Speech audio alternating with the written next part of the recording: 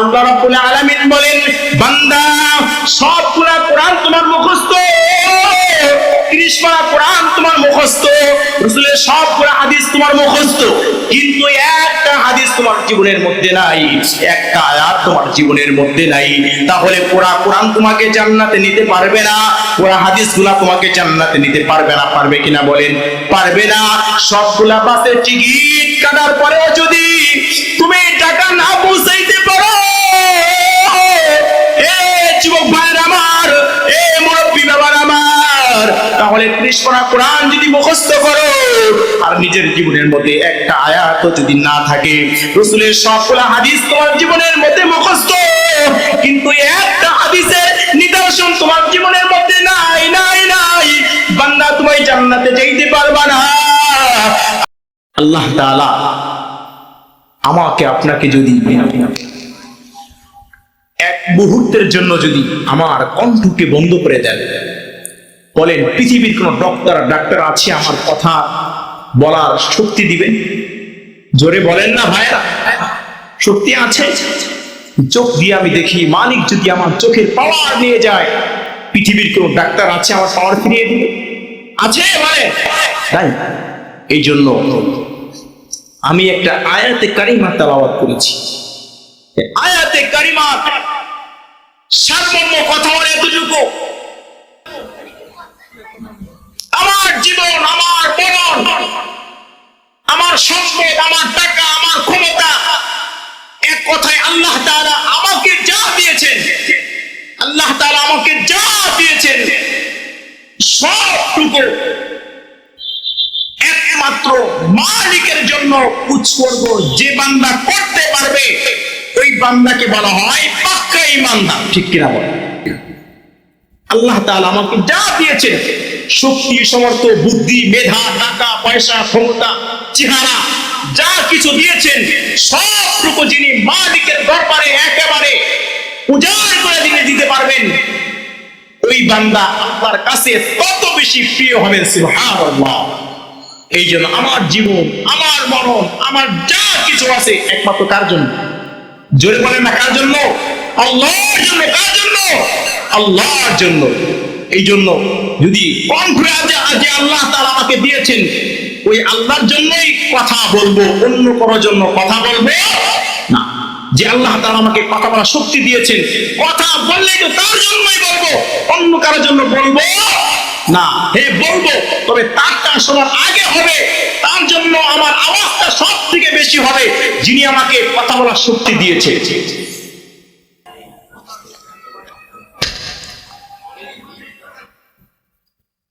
আমি যে আপনাদের মাঝে কয়েকটা আয়াতে কারিমা তেলাওয়াত করেছি,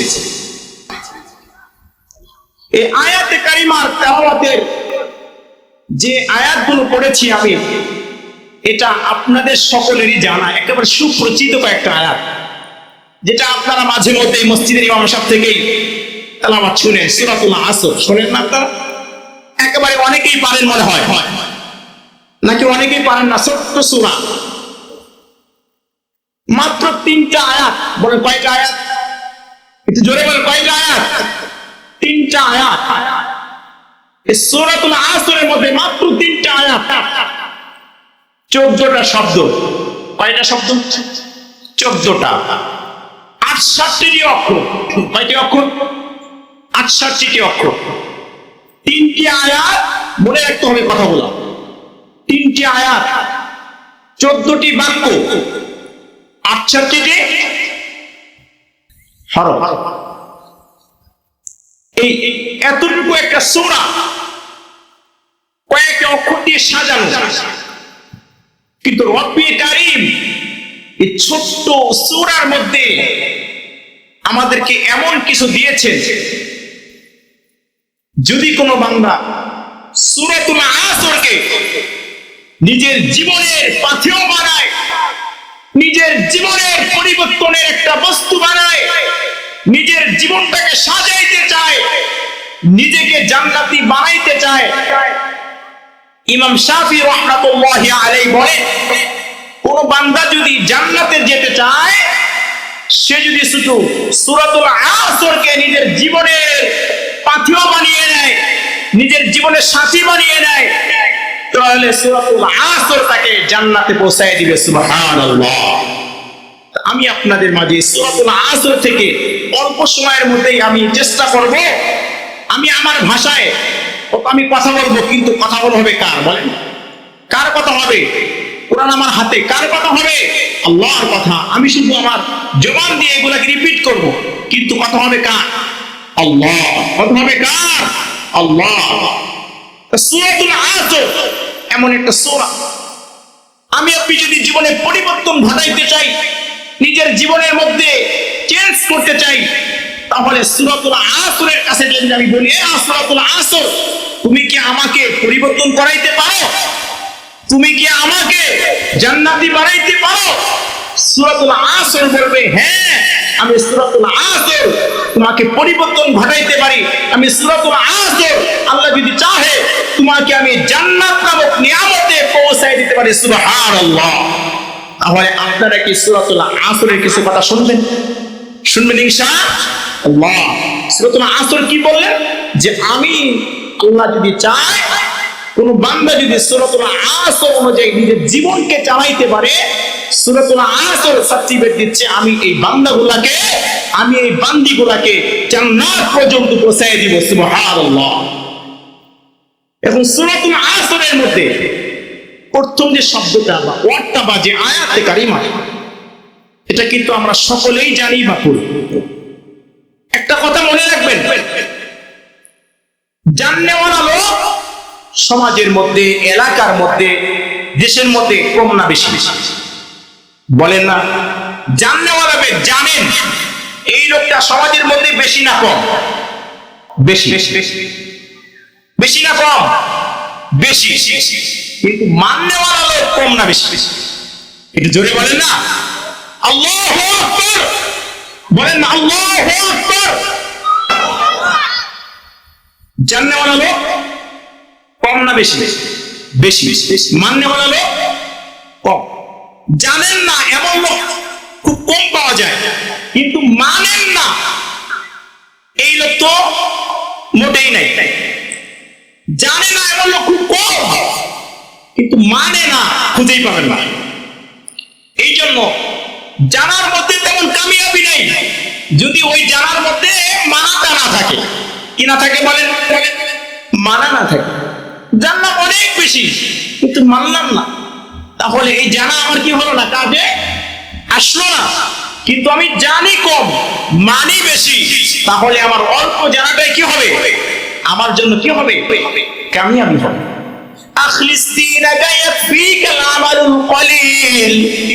আল্লাহর হাবিব রাসূল কারীম সাল্লাল্লাহু আলাইহি ওয়াসাল্লাম এই হাদিসের মধ্যে এজন্য বললেন, আখলিস দীনাকা ইয়াকফিকাল আমালুল কলিল। বান্দা, তোমার যদি অল্প আমলে নিজের জীবনের সাথী বানাইতে পারো, ওই আমলটা যদি হয় একমাত্র কার জন্য? বলেন, কার জন্য হয়? আওয়াজ দিয়ে বলেন, কার জন্য হয়? বান্দা যতটুকু আমল করো একমাত্র আল্লাহর জন্যই করো। দুনিয়ার কোন রাজা, বাদশা, ফকির, বাহাদুরি, টাকাওয়ালা, ক্ষমতাওয়ালা কারো জন্য করো না, একমাত্র কার জন্য করো বলো? একমাত্র আল্লাহর জন্য যদি কোন বান্দা করে, আখলিস দীনাকা ইয়াকফিকাল আমালুল কলিল, তাহলে ওই বান্দার অল্প আমলই তাকে নাজাতের জরিয়া বানায় দিবে।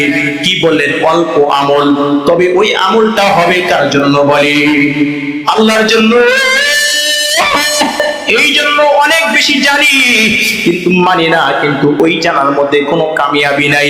অল্প জানি তবে মানি বেশি, তাহলে ওই মানাটা আমার জীবনের সাথী হয়ে দাঁড়াবে।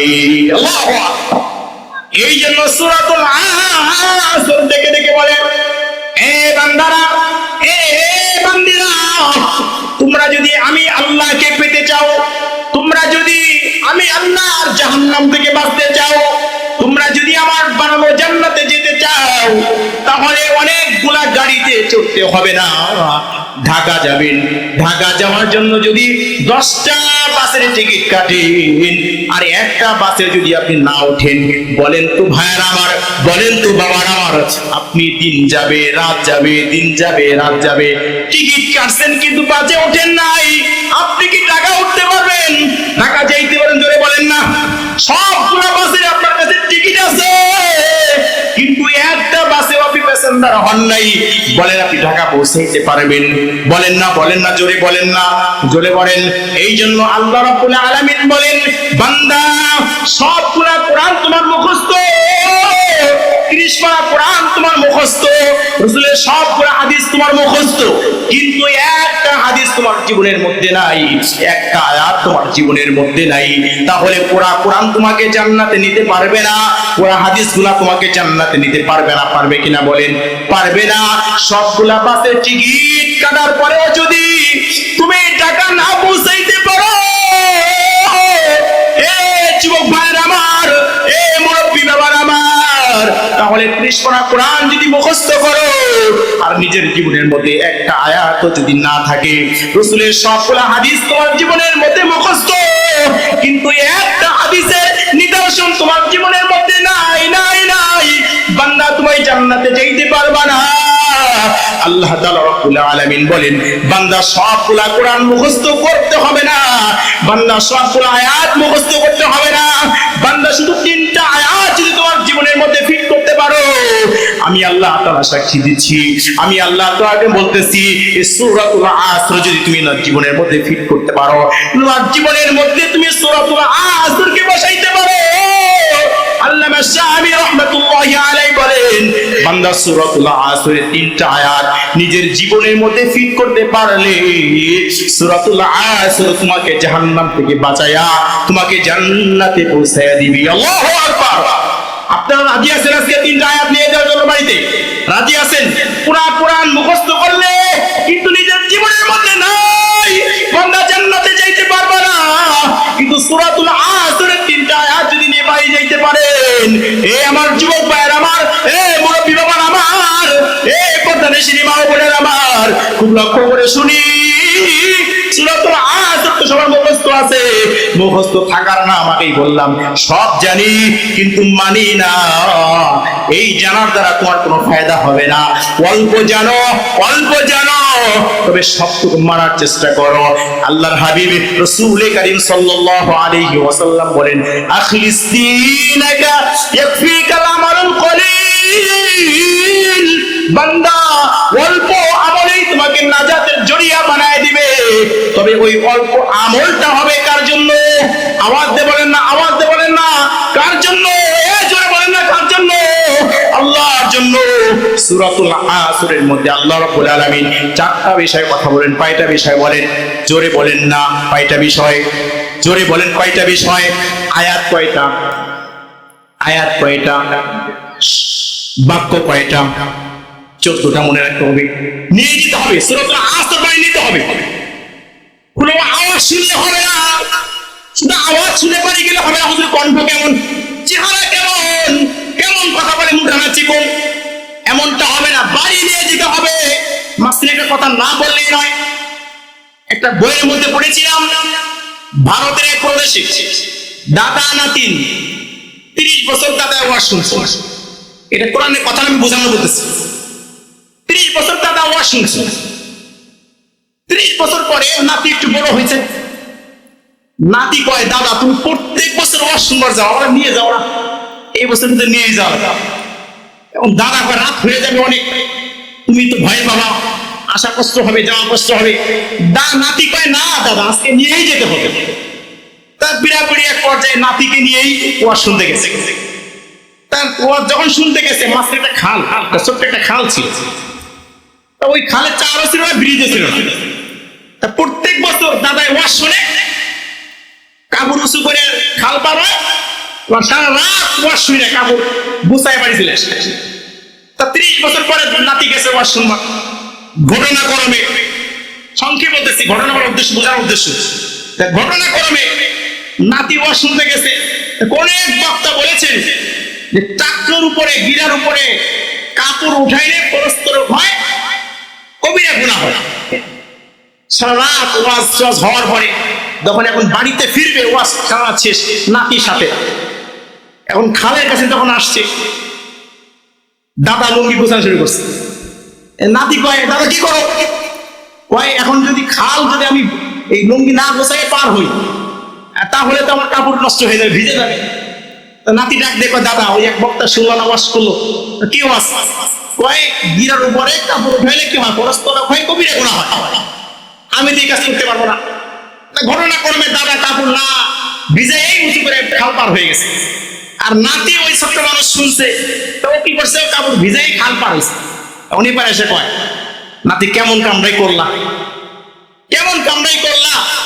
30 বছর ওয়াজ শুনি, কোনদিন ওয়াজ খাল পার করলাম না। আর তুমি 30 বছর আগে একবার ওয়াজ শোনা এসে একদিন এসে ওয়াজ তুমি বাড়ি দিয়ে রেখেছো, কেমন কামড়াবো? 30 বছর ওয়াজ শুনলাম, কোনদিন খালেরই পর ওয়াজ আনিনি, খালেরই পর ধুয়েছি, বাড়ি আবার চলে গেছি। 30 বছর পরে একবার ওয়াজ শুনে তুমি বাড়িতে ওয়াজ নিয়ে গেলা, কেমন কাম করলাম? এই জন্য বুঝাইতে চাইলাম, এই আমার যুবক ভাইয়ারা, মুরব্বী বাবারা, এমন ওয়াজ শুনে না, দাদা নাতির মতো ওয়াজ শুনেন না। 30 বছর ধরে ওয়াজ শুনছে, কিন্তু ওয়াজ কি খালের উপরে আনে নেই। বুঝছেন আমার কথা? খাল পার করে নাই। এমন ওয়াজ শুনে সারা জীবন শুনবেন, মরা পর্যন্ত শুনবেন, কিন্তু নিজের জীবনের মধ্যে কোনো পরিবর্তন হবে না। এমন ওয়াজ শুনতে হবে, যেটা শুনবো ওটা মানবো, এরকম যদি শুনতে পারেন, আপনার এক ওয়াজে আপনার জীবন পরিবর্তন হয়ে যাবে। আল্লাহু আকবার।